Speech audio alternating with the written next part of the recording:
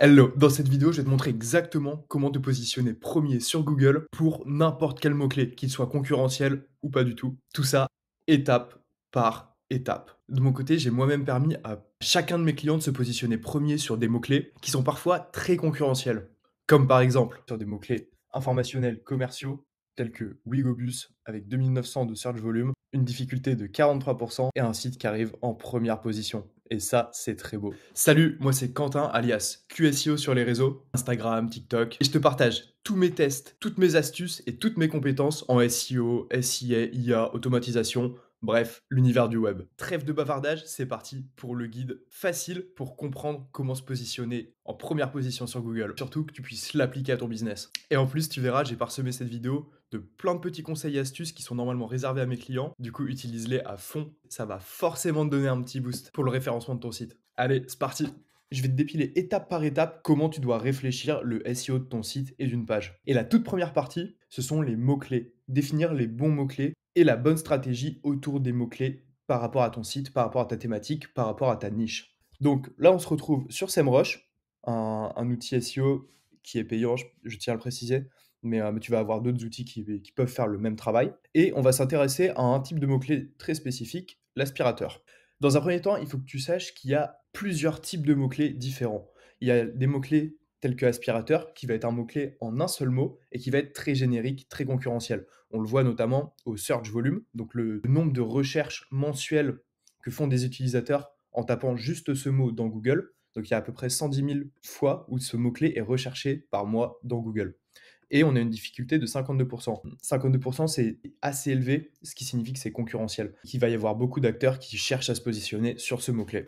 Donc, il faut bien différencier les mots-clés génériques, tels que aspirateur, et les mots-clés moins concurrentiels et plus long train. Long train, c'est un mot-clé qui va être composé de plusieurs mots.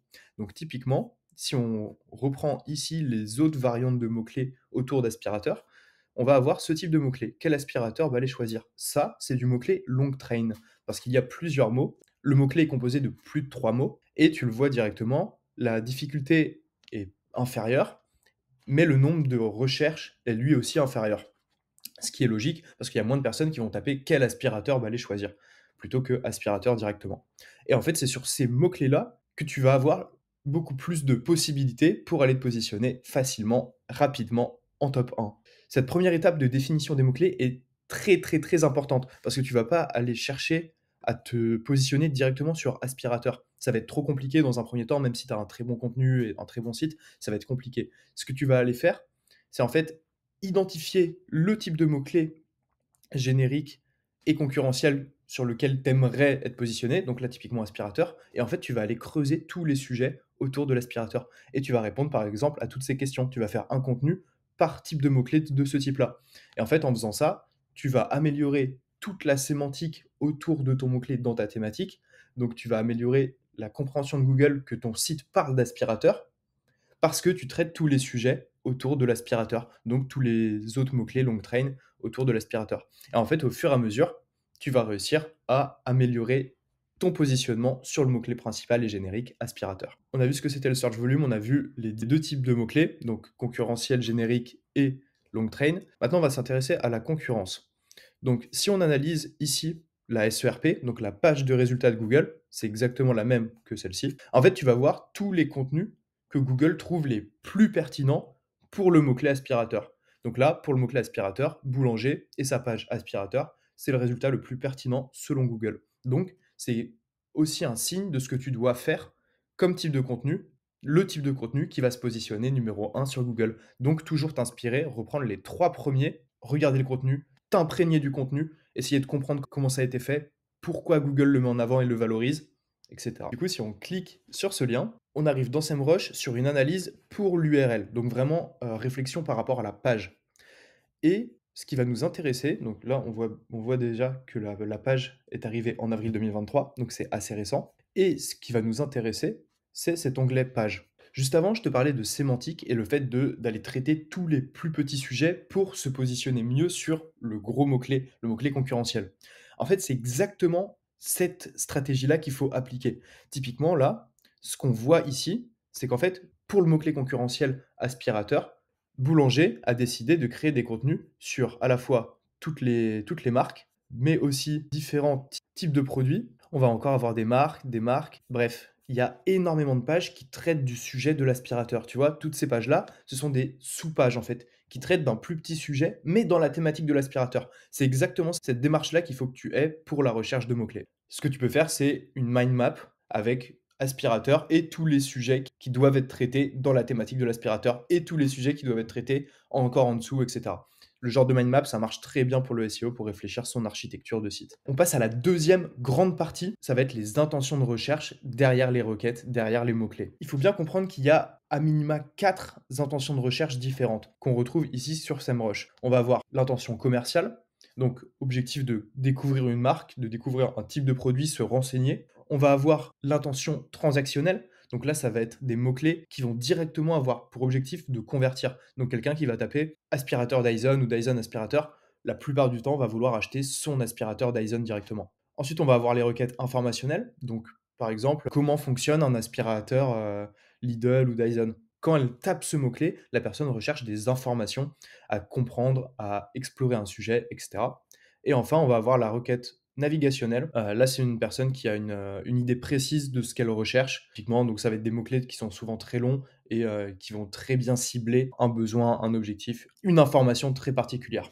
Donc ça, c'est les 4 intentions. Et en fait, en fonction de l'intention utilisateur, tu vas pas avoir du tout le même type de contenu. Par exemple, sur une requête transactionnelle, tu vas souvent avoir des pages produits pour vendre le produit, pour le mettre en avant, le présenter et faire en sorte que la personne achète. Alors que, par exemple, sur une requête informationnelle, ton objectif, ça va être de faire beaucoup de contenu, d'éduquer la personne, de l'informer, de répondre à toutes les questions potentielles qu'elle a. Donc, tu vois bien, en fonction de l'intention de recherche, il va y avoir différents types de pages, différentes façons de s'adresser à la personne qui recherche sur Google. Et ça, Google le comprend très bien et joue énormément dessus. C'est devenu un facteur de classement pour être premier sur Google. Mais je t'explique comment l'utiliser. Maintenant que tu sais que pour un mot-clé, il y a une intention derrière et qu'on a vu ensemble toutes les intentions de recherche, il faut essayer de se mettre dans la tête de l'utilisateur, à sa place quand il recherche sur Google. Donc typiquement, si je suis l'utilisateur qui va taper dans Google aspirateur, qu'est-ce que j'attends comme type de contenu? Bah, typiquement, Google le comprend bien, il va mettre une liste de produits aspirateurs directement. Donc ça, c'est du Google Ads, mais ça paraît logique parce que tu peux faire ton shopping directement et tu veux acheter un aspirateur. La requête est très générique, c'est pour ça qu'elle est concurrentielle. Du coup, c'est plus difficile d'avoir l'intention derrière. Mais par contre, si je recherche aspirateur électrique sans sac extérieur, là, tout de suite, ma requête est beaucoup plus précise et Google va savoir exactement ce que je recherche. Donc là, typiquement, tu vas avoir des aspirateurs sans sac, on est d'accord? Et tu vois, premier meilleur résultat, c'est pas du tout le même. C'est plus Boulanger, mais là, cette fois-ci, c'est Leroy Merlin. Et tu vois, là, on a deuxième aspirateur extérieur sans sac, c'est Discount, qui répond plutôt pas mal. Et maintenant, j'ai fait une requête beaucoup plus informationnelle, à but de comparaison. Donc, j'ai tapé comparatif aspirateur balai, et là, tu vois, c'est les numériques qui ressort. On va aller sur le site, et tu vois, c'est beaucoup plus informationnel comme type de contenu. Et c'est ça que je voulais te mettre en avant. Qu'est-ce que tu cherches à avoir comme information lorsque tu tapes comparatif d'aspirateur? Eh bien, en tant qu'utilisateur, moi, j'aimerais avoir potentiellement un tableau comparatif des différents aspirateurs, mais aussi potentiellement une vidéo explicative de pourquoi tel aspirateur est mieux que tel, et même pour aller plus loin, un vrai comparatif en live vidéo. C'est exactement ce qu'ils ont fait. Là, tu vois, il va comparer plusieurs aspirateurs dans cette vidéo, et c'est une vidéo que tu trouves dès le début de la page. Et en fait, ça capte l'attention de l'utilisateur lorsqu'il arrive sur la page. Là, il a capté mon attention. Le fait de rester longtemps sur la page, que tes utilisateurs restent longtemps, qu'ils interagissent, qu'ils regardent la vidéo, qu'ils cliquent pour activer le son, qu'ils cliquent pour mettre en pause, ce genre de choses, c'est le comportement utilisateur et ça, Google le valorise. C'est un facteur de classement sur Google et c'est presque le plus important. Ça risque de devenir le plus important. Donc, capter l'utilisation de tes utilisateurs et leur envoyer le bon message au bon moment, dans le bon format. C'est ça la clé. Et là, le bon format, c'était potentiellement de la vidéo pour me garder sur la page un maximum de temps. Et ensuite, tu vois, on y arrive, on a une espèce de tableau de comparatif des différents aspirateurs. C'est exactement ce que moi je recherchais. Et il y a même des étoiles, etc.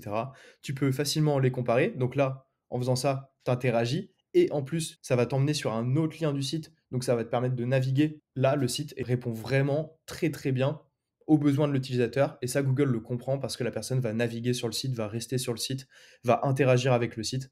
Encore une fois, c'est les facteurs les plus importants aujourd'hui pour se positionner premier sur Google. Parfaite transition, on arrive au point 3. Pour être premier sur Google, ça va être le SEO on-page. Et c'est exactement ça, le SEO on-page. C'est comprendre que le comportement utilisateur, c'est la clé pour se positionner sur Google. Là, ce résultat est premier sur Google, tout simplement parce qu'il m'a capté. Il a capté mon attention, il m'a permis de rester, de naviguer sur le site. Je clique sur la comparaison, j'arrive sur une autre page qui compare les deux. Et pareil, là, je vais rester parce qu'il y a plein d'infos, que c'est bien fait. Et au fur et à mesure, tu vois, il y a quelques boutons avec les prix vers les différents produits. C'est très bien fait parce que ça va me permettre de naviguer encore une fois, rester sur le site ou alors direct d'aller acheter. C'est très bien fait et ça, c'est du très bon SEO. C'est du SEO de très haut niveau. Pour ton site, tu peux potentiellement ajouter des petits widgets. Si tu as des pages sur une ville en France, tu peux ajouter un petit widget avec la météo tout en haut, ce genre de choses. En fait, vraiment donner un maximum de valeur, de plus-value à l'utilisateur pour qu'il reste sur ta page, qu'il interagisse avec ta page et qu'il navigue dans ton site. Si tu arrives à faire ces 3 points, tu es sûr que le référencement de tes pages va décoller et que tu vas assurer une grande croissance en référencement. Donc, il faut bien penser à avoir du contenu multimédia. Ça peut prendre le format vidéo, le format image, le format podcast, le format tableau. Bref, tu as plein de solutions. Tu peux ajouter des widgets, etc. À toi de voir comment tu le fais. Mais en tout cas, tu dois privilégier ça. Et dans les autres points très importants dans le SEO on-page, ça va être le maillage interne. Le maillage interne, qu'est-ce que c'est? Ça va être les différents liens qu'il y a sur une de tes pages pour naviguer dans ton site. En fait, ça, c'est très important parce qu'un utilisateur doit pouvoir naviguer dans le site pour approfondir le sujet. Ça, c'est du maillage interne. Donc là, si tu regardes tout en bas à gauche, on voit des liens qui changent, etc. Ça, c'est du maillage interne. Là, typiquement, pareil. Là, il va m'envoyer vers lire le test, qui est une autre page très spécifique sur le produit. Bref, ça, c'est du maillage interne et c'est intéressant parce que ça permet à l'utilisateur de naviguer. Et en plus de ça, ça permet d'envoyer du jus SEO, de la puissance SEO d'une page de ton site à une autre. Et donc, de faire des liens entre les différentes pages pour approfondir le sujet. Et donc, approfondir la sémantique de ton site, la compréhension par Google de ta thématique, de ta niche. Dernier point qui peut être intéressant à voir ensemble sur le SEO on page, ça va être toute l'architecture des titres, la structure de la page. Je vais utiliser l'extension Meta SEO Inspector qui me permet de découvrir très rapidement tous les headers de la page. Et là, typiquement, on voit bien qu'une page est composée d'un titre H1. Il y en a un seul, il doit y en avoir un seul par page.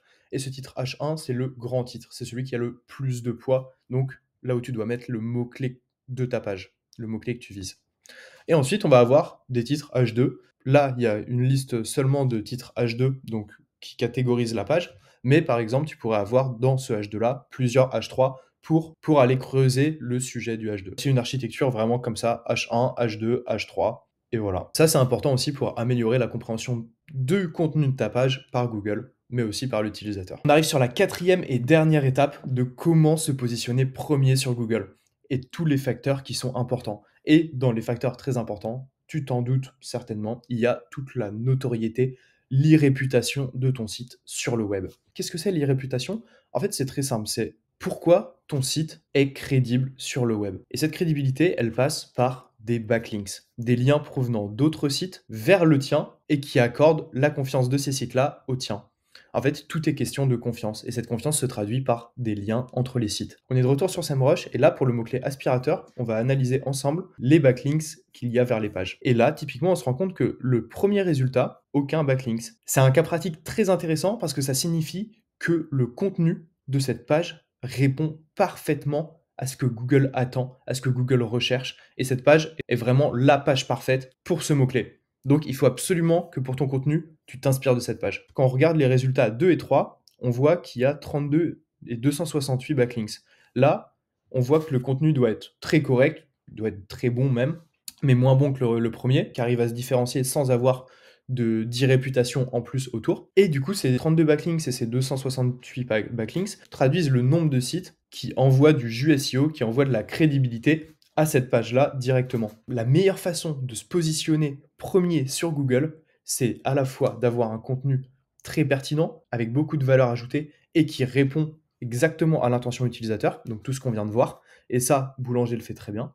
Et ensuite, pour appuyer, accroître le positionnement, on va passer par la crédibilité sur le web, et cette crédibilité, passe par les backlinks. Donc si tu arrives à cumuler un très bon contenu et des liens qui doivent être thématiques, donc dans la même thématique que toi, pour que la crédibilité soit légitime, parce qu'un site qui parle de chevaux et qui fait un lien vers ta page aspirateur, il y a très peu de rapports. Alors qu'un site qui parle d'électroménager, qui fait un lien vers ta page aspirateur, là, c'est crédible, c'est légitime et Google le comprend. Donc si tu arrives à cumuler à la fois du contenu et des backlinks, t'as tout gagné et à toi la première position pour n'importe quel mot-clé. Surtout si t'as kiffé le tuto et toutes ces astuces, pense à t'abonner, je suis présent un peu partout, sur Insta, sur TikTok, sur Twitter. Tu peux rejoindre ma newsletter, bref, et tu peux retrouver ce lien dans la description de la vidéo, dans ma bio. Abonne-toi et je compte sur toi pour développer ton SEO. Allez, ciao!